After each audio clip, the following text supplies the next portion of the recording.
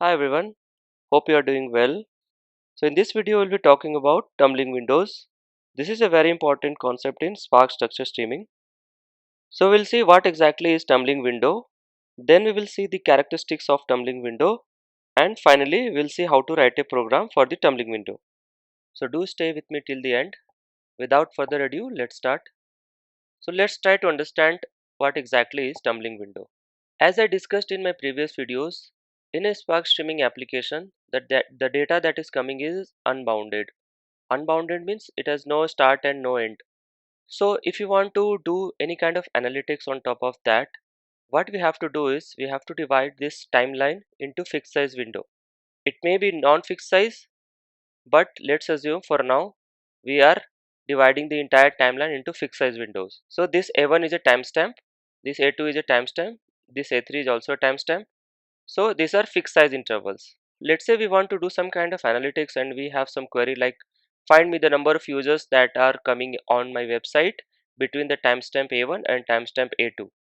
So that is a kind of analytical query, right?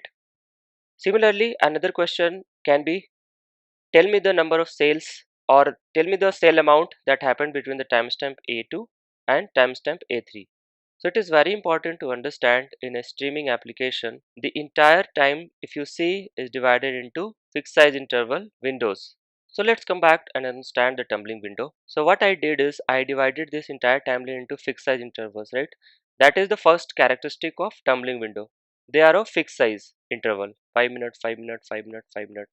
So let's say if we have this at 10, it can be 10 5, 10 10, and so on.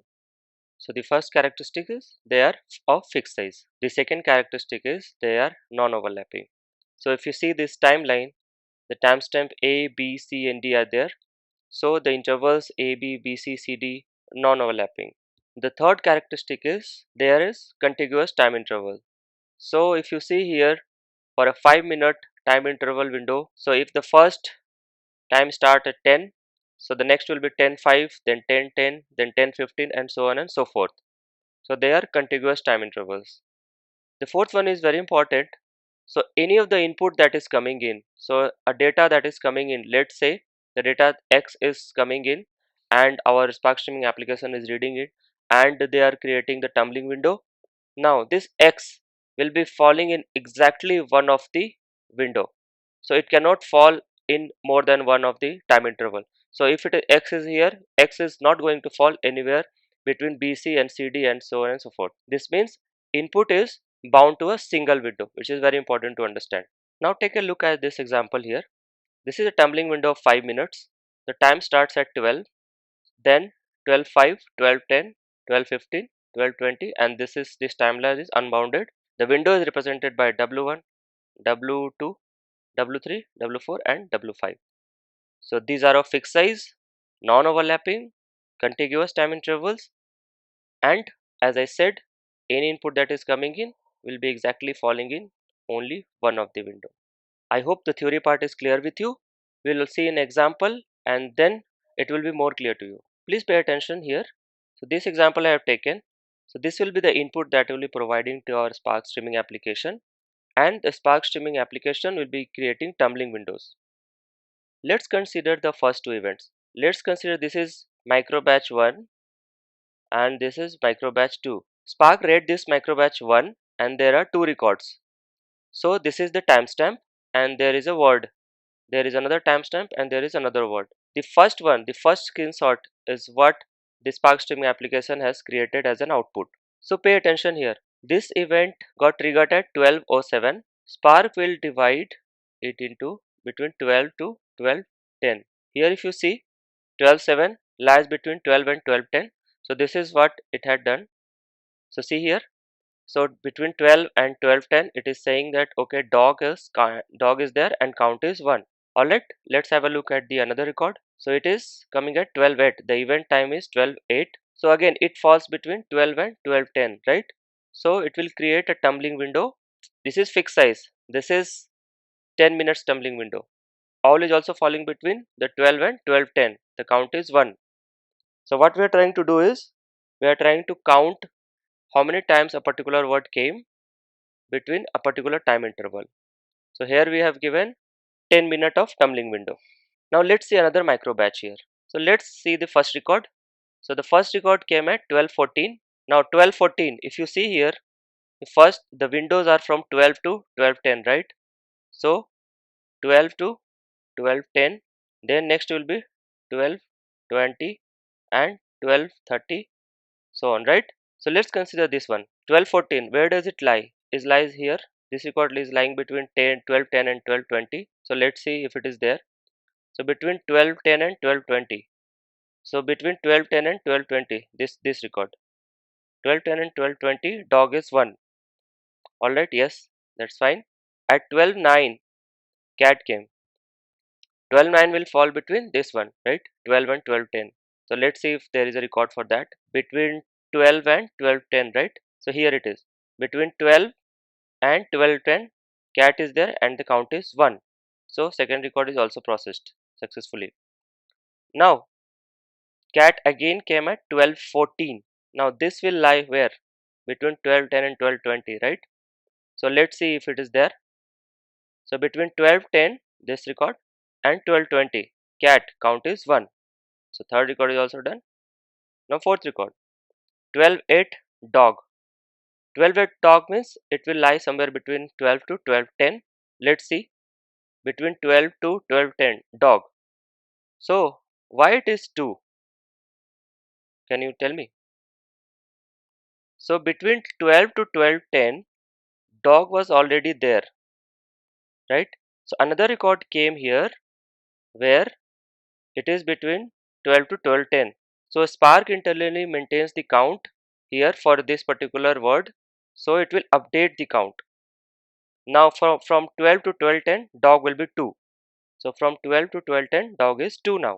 12:13, owl came. 12:13 will lie where? Here in this window between 12:10 to 12:20. So let's see if it is there. It is here. 12:10 to 12:20, owl is 1.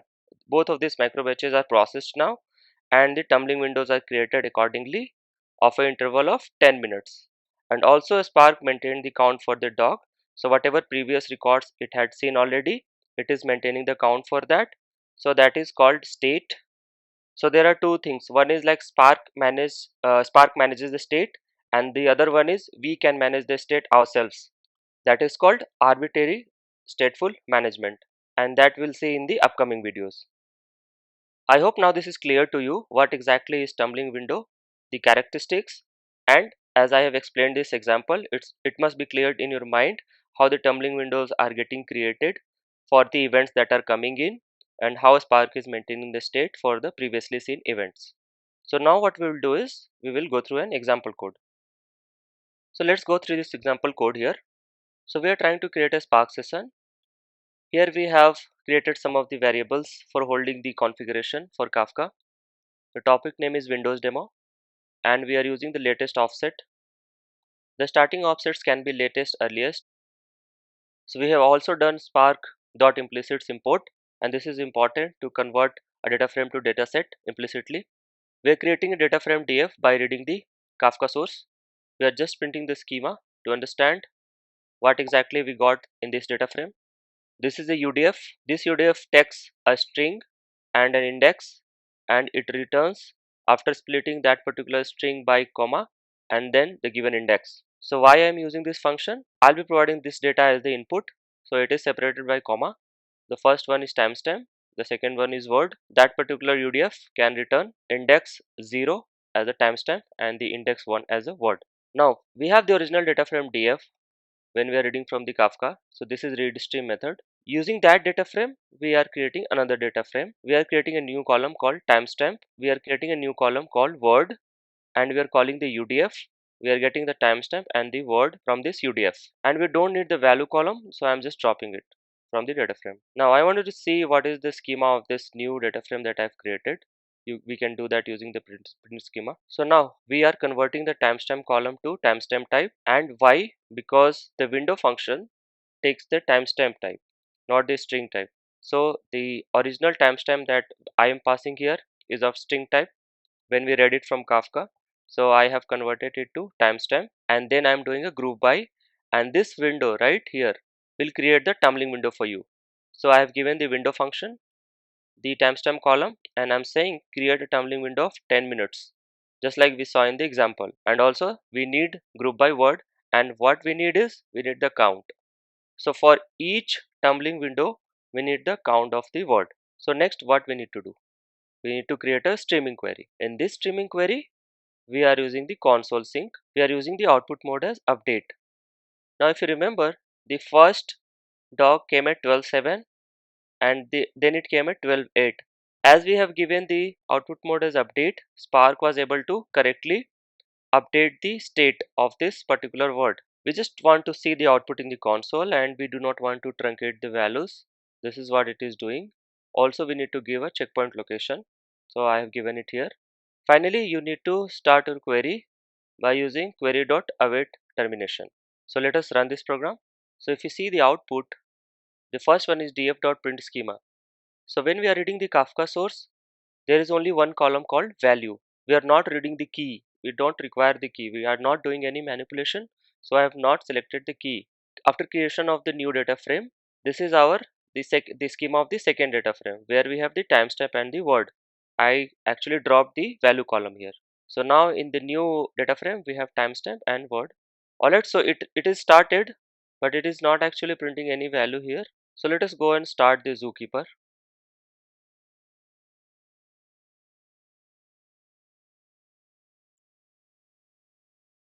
Then we'll start the brokers, the Kafka server.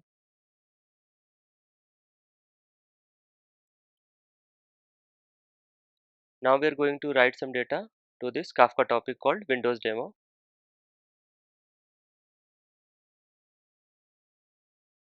Now let us put these two records in one batch. So here it is. I have provided two records, right? As we discussed, these two records, and it has generated the output. Same exactly what we discussed.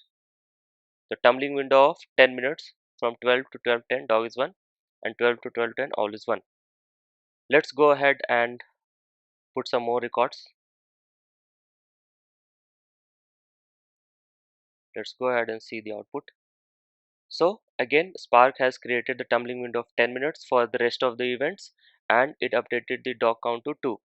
So I hope you understand the concept of tumbling window.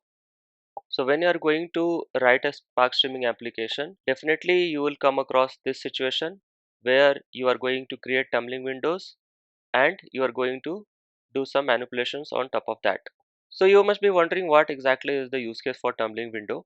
So I explained in the starting of this video. So you'll come across certain situations for the analytics where you will have to find out the analytics based on the windows. For example, between this window to that window. It generally happens in a streaming applications, because in a batch application you can say, okay, for the whole records give me the number of count for this use case.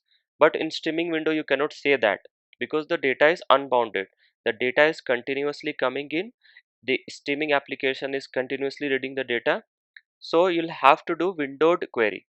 All right, so this is where this concept comes into picture, the tumbling window. There are other two windows as well, which is sliding window and session window, that we are going to have a look in the next videos. For now you need to understand clearly what exactly is tumbling window. So if you have any doubt, please feel free to leave those in comments. I will definitely try my best to help you. So that's it for this video guys. Hope you liked the video and you are able to understand something about tumbling window. Hope to see you in the next video. Happy learning.